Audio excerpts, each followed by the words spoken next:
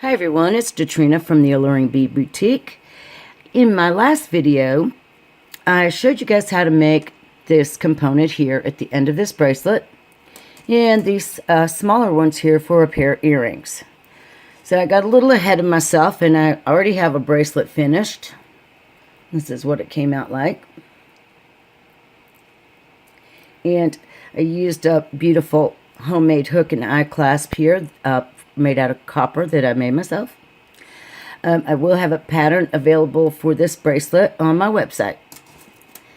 But today we're going to make the Marrakesh earrings. So I showed you already how to make the smaller component and also the larger component. In the other video, I actually made a third one the size of this, and I showed you guys how to do an increase on it so that it would be an even number of beads for a bracelet if that's what you needed. Alright, so let's look at the earring. So here's an earring that I made with one of my smaller components over the weekend, and I want to go ahead and do a quick video with you guys on this earring today. In that video, I talked about an article I'd read recently about doing French earrings, and it mentioned ironing the thread. So I gave it a try, and I must say I'm very happy with the way that it helps the fringe to lay flat and not curl on the ends. And I'm very, very happy with that technique. So I went ahead and I ironed another piece of Nymo thread here. This is Nymo size D, and I've heard for a long time, and many beaders on YouTube will tell you that when doing fringe, you don't really want to use the fire line or wildfire type threads because they're a lot stiffer and a lot thicker, and you don't get the lovely flow of the fringe. It just works better if you use a nylon beading thread. And I was even thinking that the size B would probably have worked even better.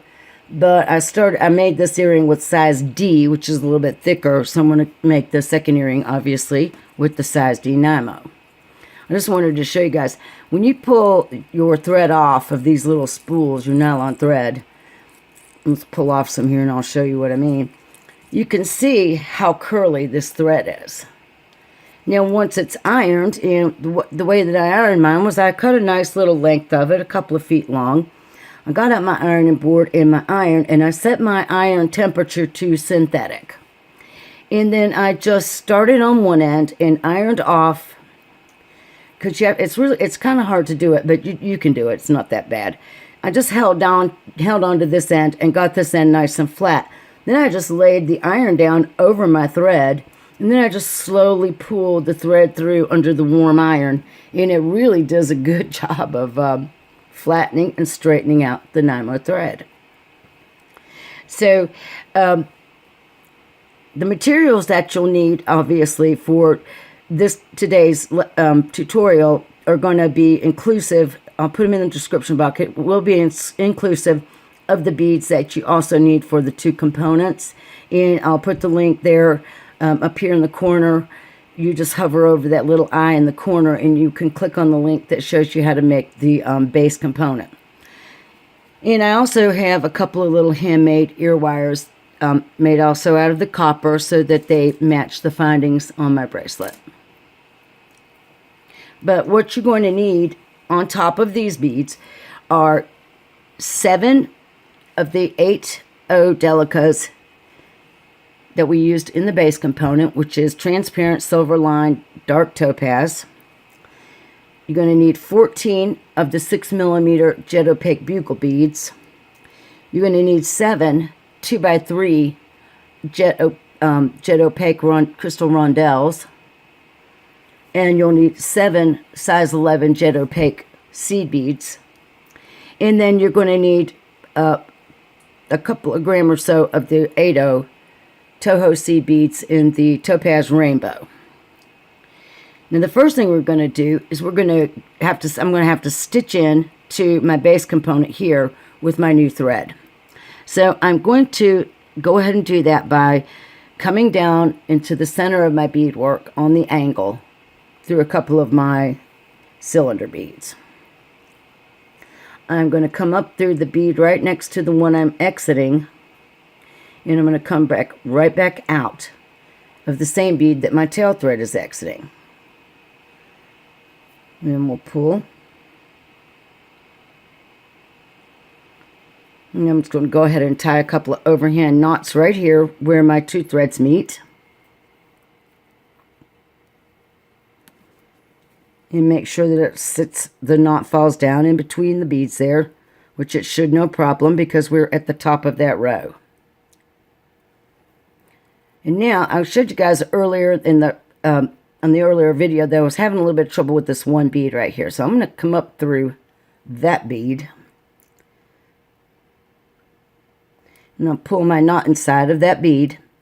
Then I need to work down to one of my corners. So I'm going to come down through this second bead at the top on the right hand side. And I'm going to go on the diagonal, just straight down through and come out of that 8/0 bead. Making sure not to skip any beads. Then I just need to come through the bugle bead and the 8/0 bead here on the end.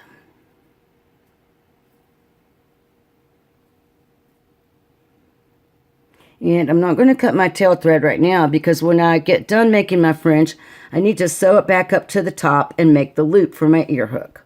And I will tie off again using that tail thread once I finish that. We're just going to go ahead and start making our fringe. So in order to do that, for my first row here on the, well, it's upside down, but it's going to be on the left. I'm just going to go ahead and pick up one bugle, one 8/0, one delica, 8/0, bugle, 8/0, then one of my rondelles, and one of my 11/0 black. So this is what I have on my needle. I'm going to count my existing 8/0 as the first bead of my fringe for this particular side. I'm going to let that fall all the way down to my beadwork. Then I'm going to skip over this 11/0 at the end, and I'm going to come back through all of those beads and making sure that I don't skip any. If I skip any, then I'm going to have an exposed thread. So I'm coming back through the rondelle, 8/0 bugle, 8/0, delica, 8/0 bugle, and then I'm coming back through the 8/0 here on the end of my beadwork. Just like that. And just pull it in. Now I'm going to hold on to this little 11/0 here at the end as I pull, and that will cinch my fringe right up to my existing beadwork. Now I'm going to take my needle and I'm going to come down through the next 8/0. And for each row, I'm going to do a slight increase. So on this row, I'm going to start by picking up an 8/0 first, and then I'm just going to repeat the same pattern of beads in this previous row of fringe. So first an 8/0, then a bugle, an 8/0, a delica, 8/0, bugle, 8/0, a rondelle, and an 11/0. And let that all come down to the beadwork. So now you can start to see the effect that I have on this earring, where each of the delicas sits just a little bit lower than the one before it until I get to the center. And then we're going to work our way back up. So once again, I'm going to skip over that 11/0 at the end. I'm going to come back through the rondelle, 8/0 bugle, the 8/0, the cylinder bead, the 8/0, the bugle, the 8/0, and then the 8/0 on the base. Making sure not to skip any beads. I'm going to lay it down and grab a hold of just my 11/0 as I pull and bring my beadwork up against the base. I need to come down through the third 8/0 in line. And you don't want to pull really tight, or you will kink up the beads in your first rows of fringe.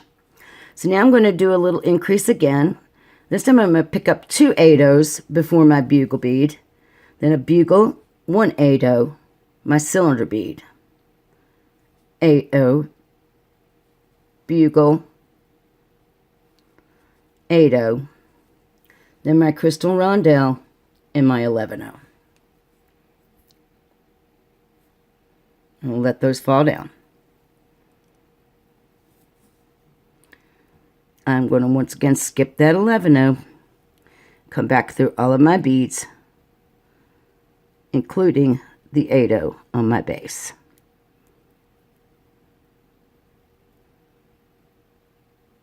All right.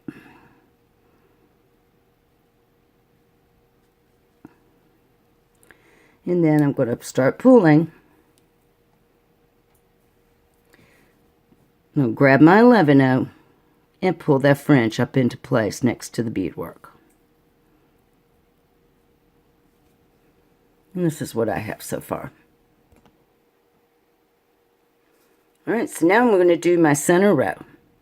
So I have to come down through that 4th 8-0 on the base.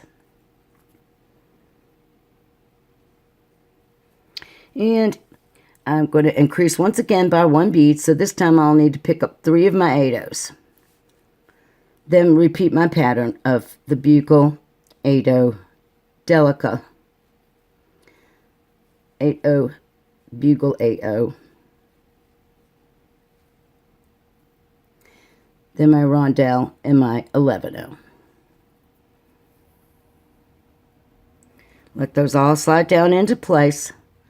Skipping that 11-0 at the end, I'm going to come back through all the other beads in my row. And also through the 8-0 on the base.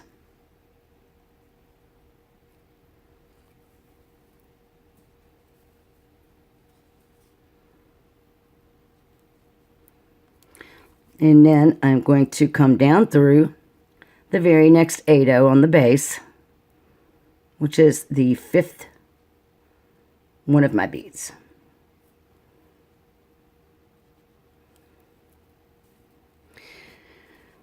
And I like to keep the work laying flat like that so I can make sure that my fringes aren't bunching up tight on the end. You know, the beads aren't bunching up against each other. All right, so now we're going to decrease back down. So we're going to pick up only 2 of the 8-0s, then a bugle and an 8-0. Then our delica, repeat the 8-0, bugle, 8-0, then the rondelle and the 11-0. I just love the way these earrings came out. They looked like some kind of like spice or something, so I decided to call them Marrakesh. They look like Moroccan spice. So I'm skipping over my 11-0 and coming back through all of my beads, starting from the rondelle all the way up to the 8-0 on my base. You know, I'm going to pull my beads into position. Now I'm going to come out this next bead. We only have 2 more rows of fringe to do here. And that bead's a little tight, but I made it. So now, on this row, we're only going to pick up 1 8-0, then our bugle, 8-0, cylinder, 8-0, bugle, 8-0, a rondelle, and an 11. Let them fall down. Skipping over the 11, coming back through all of the beads.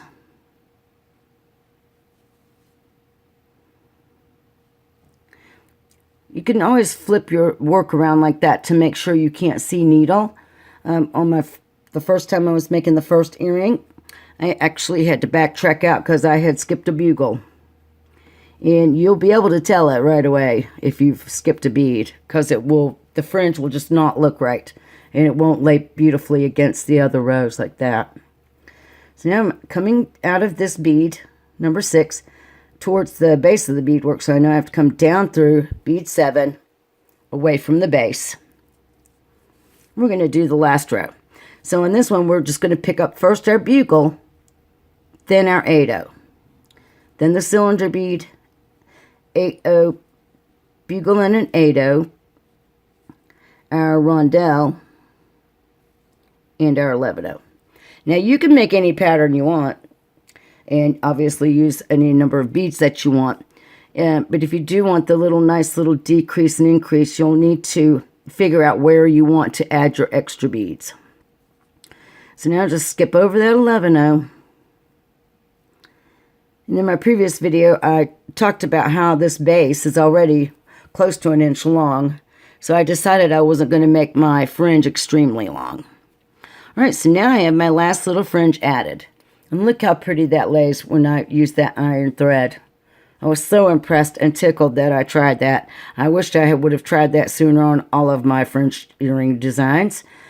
But now I'm going to need to sew back up to the top. I don't want to reinforce my fringe because you're just adding more thread and stiffening the fringe. And I like to have that beautiful little flowy effect, so I don't need to reinforce.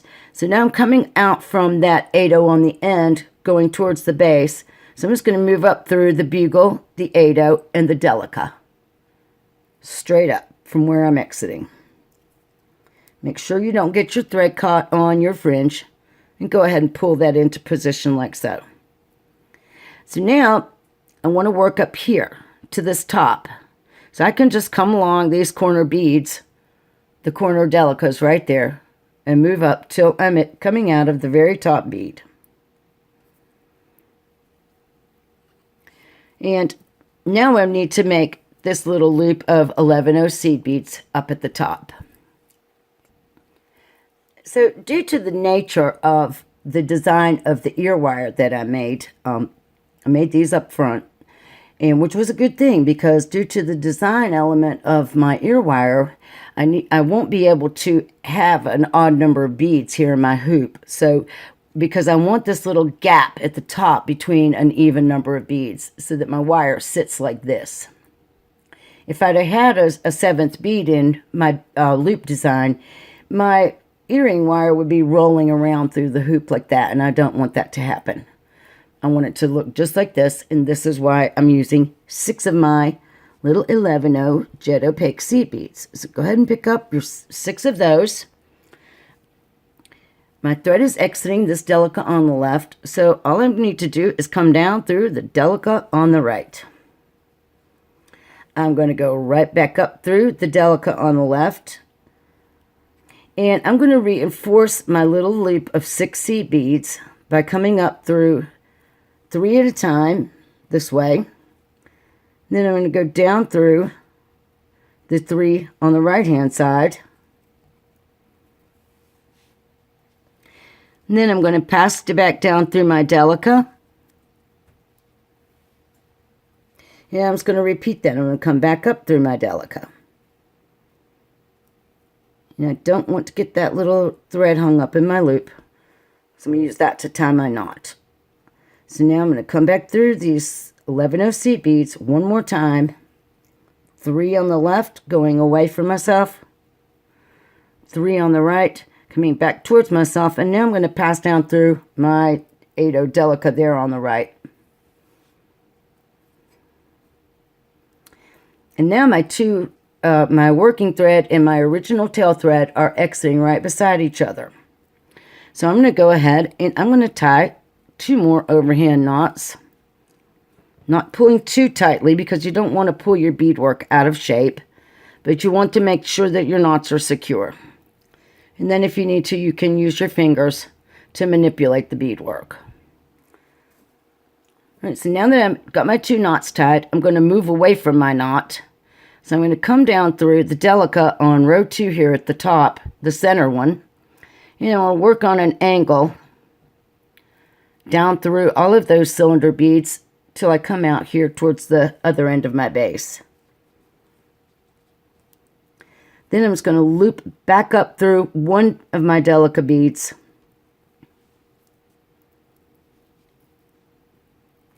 And get my threads out of my fringe. Then I'm going to come back down through the same delica I started from there and work my way down through. I'm coming out of that bugle. And that's where I'm going to end my thread. But before I end my threads, I'm going to take my fingers and manipulate my work. I'm going to end this thread here first at the top. And get my beads shaped up the way that I want them. Then I'm going to take my scissors and end my working thread. And there's my beautiful matching earring. I'm going to grab a pair of my pliers here. These are some flat nose pliers that I coated with the Tool Magic. And I'm just going to give my earring wire a slight bend to the side, like that. And with this particular design, it's a lot easier to get your earring on just by coming up over the pointy part at the back, and then sliding your beadwork down into position like that.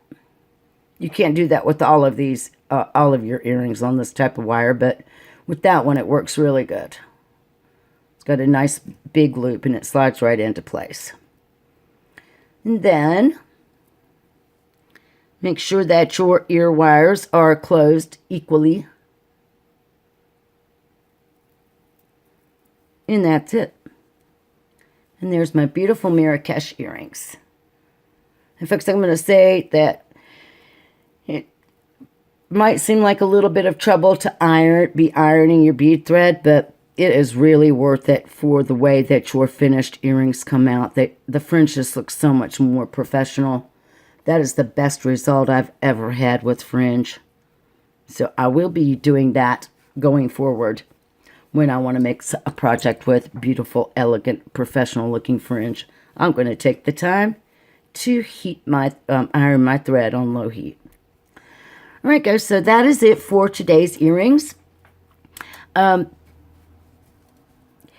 Basically, this project can be made in under an hour for the earrings. So I'm going to go ahead and include that in the component video and this video in the Great Holiday Gifts Project playlist here on my YouTube channel. I want to thank you for watching. Make sure you subscribe to my channel. Jump on over to the AlluringBeadBoutique.com. Sign up to subscribe to my Bead Mat newsletter there. And make sure that you pick a subscription plan so that you can get a discount on jewelry and patterns from the AlluringBeadBoutique.com.